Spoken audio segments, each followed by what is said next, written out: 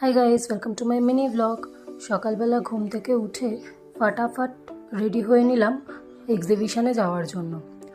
খাওয়া দাওয়া করে চলে গেলাম আমাদের বাইরে ছোট্ট বন্ধুদের খাবার দিতে। এই এক্সিবিশনটা হয়েছিল কাল্লা শিব মন্দিরের প্রাঙ্গণে। জায়গাটা ভীষণই সুন্দর আর এখানকার লোকজনেরাও কিন্তু ভীষণ ফ্রেন্ডলি। হতে না হতেই ভিড় একেবারে উপচে পড়ছিল চারিদিকে।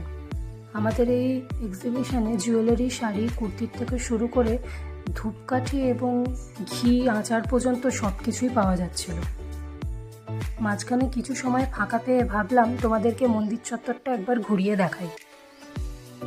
সেই দিন সন্ধ্যেবেলা এখানকার শিবলিঙ্গটা সাজানো হয়েছিল উজ্জয়নের মতন করে। ওই দিন ছিল এক্সিবিশনের শেষ দিন, তাই সমস্ত কিছু গুছিয়ে বাড়ি ফিরতে ফিরতে আমাদের প্রায় 10টা সাড়ে 10টা বেজে গেছিল।